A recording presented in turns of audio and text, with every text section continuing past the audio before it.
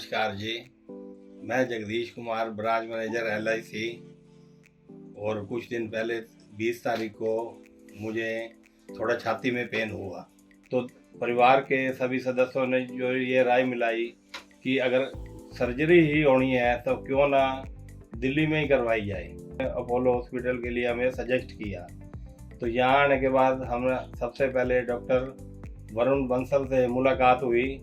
तो उन्होंने ये बताया भी दो ऑप्शन है, रोबोटिक या ओपन सर्जरी। तो मैं कहीं ना कहीं साइकोलॉजिकली फियर लगा लो या कुछ भी लगाओ, क्योंकि मैं डायबिटिक पेशेंट, BP और एस्थमेटिक पेशेंट हूँ।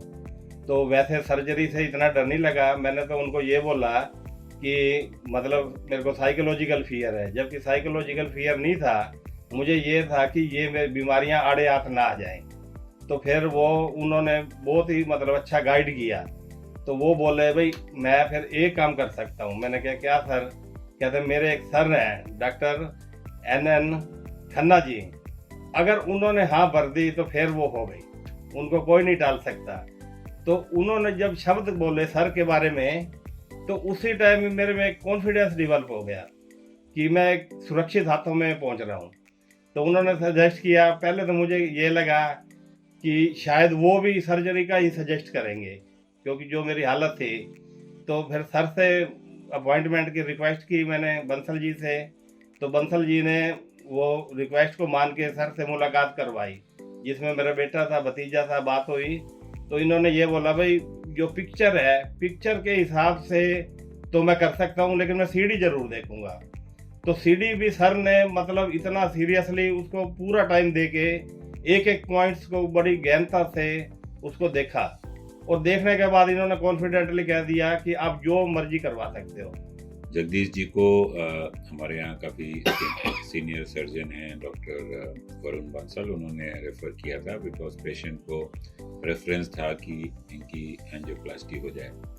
इनको रिसेंट हार्ट अटैक हुआ था और इनका हार्ट थोड़ा वीक था, और इनका जो हम अगर बीमारी बताएं तो लेफ्ट में कॉर्नरी आर्टरी डिजीज थी और तीनों आर्टरी में मल्टीपल ब्लॉक्स थे, 90 से लेके 99% तक। और इनकी काफ़ी सक्सेसफुल एंजियोप्लास्टी हुई, जिसमें कि सारी आर्टरीज को खोल दिया गया, 5 स्टेंट लगे और इनकी रिकवरी काफ़ी स्मूथ थी। तो ये चाहते थे कि एंजियोप्लास्टी हो जाए, और आज की तारीख में मेडिकेटेड स्टेंट्स जो हैं इतने थिन स्टड्स के हैं, और एक जैसे कि इंट्रावास्कुलर अल्ट्रासाउंड है, OCT है, और हाई प्रेशर बलून्स हैं इनके, और कैल्शियम को ब्रेक करने की डिवाइसेस हैं इससे, और बलून पंप्स हैं टाइड ओवर करने के लिए इमरजेंसीज को। उससे एंजियोप्लास्टीज बहुत सेफ हो गई हैं, और बहुत से केस में 80% 90% केसेस में पेशेंट की चॉइस होती है कि सर्जरी कराए या एंजियोप्लास्टी कराए,